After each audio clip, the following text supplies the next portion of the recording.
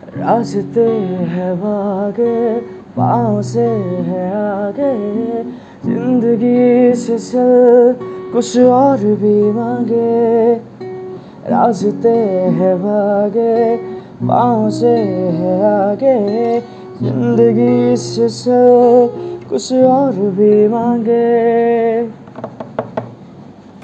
তো নমস্কাৰ, আজি মই আপোনালোকৰ আগত এটা সৰু ল'ৰাৰ কাহিনী ক'ম। নামটো ল'ৰাটোৰ এল। এদিন মানে সি স্কুলৰ পৰা আহি মাকক সুধিলে যে মা, মানুহৰ মূৰত কিবা গোবৰ থাকে নেকি? তাৰপৰা মাকে মানে ভাবিলে যে আনকালেতো এনেকুৱা ধৰণৰ প্ৰশ্ন সি কেতিয়াও নুসুধে।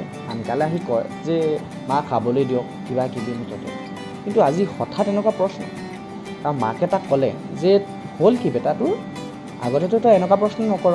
তাৰপৰা সি কৈছে যে আমাৰ আজি স্কুলত এজন পৰিদৰ্শক আহিছিল আৰু পৰিদৰ্শকজনৰ সন্মুখত আমাৰ ছাৰে ক'লে যে মোৰ মূৰত হেনো এগালমান গেলা গোবৰ আছে। আন এদিনৰ কথা, শিক্ষকজনে তেহেঁতক চৰাই চিৰিকটিৰ বিষয়ে কিবা পঢ়াই আছিল। সি হঠাৎ মানে শিক্ষকজনক সুধিলে যে ছাৰ, মানুহে চৰাইৰ দৰে কিয় উৰিব নোৱাৰে? তেতিয়া মানে শিক্ষকজনে কৈছে আৰু তাক যে মানুহৰ চৰাইৰ দৰে সেই ডেউকা নাথাকে, সেইকাৰণে মানুহে উৰিব নোৱাৰে। তাৰপৰা সি আকৌ ভাবিছে, তাৰপৰা আকৌ প্ৰশ্ন কৰিছে যে ছাৰ, চিলাখনে যে ডেউকা নথকাকৈ উৰিব পাৰে, আমি কিয় নোৱাৰোঁ?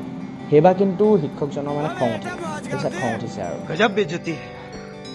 তাৰ পৰা শিক্ষকজনে কৰিলে কি যে মাকলৈ এখন চিঠি লিখিছে আৰু লিখিছে যে আপোনাৰ ল'ৰাই শিক্ষকক সন্মান কৰিব নাজানে আৰু কিছুমান অলাগতিয়াল প্ৰশ্ন সুধি গোটেই ক্লাছটোৱে সি ডিষ্টাৰ্ব কৰি থাকে।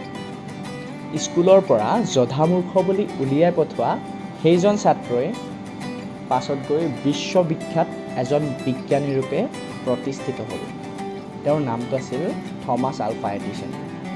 হয়, বিজুলী বাতিৰ আৱিষ্কাৰক থমাছ আলভা এডিছন।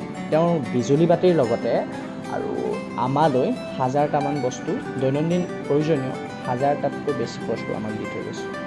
তেওঁ কঠোৰ পৰিশ্ৰমৰ বলত তেনেকুৱা এখন ঠাইত প্ৰতিষ্ঠিত হৈছিল। এডিছনৰ গোটেই জীৱনে আমাক তাকেই শিকাই থৈ যায়। ইয়াৰ নামেই হ'ল প্ৰতিভা।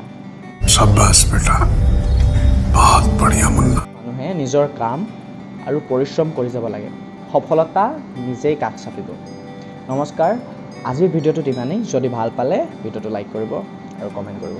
তো বাই বাই।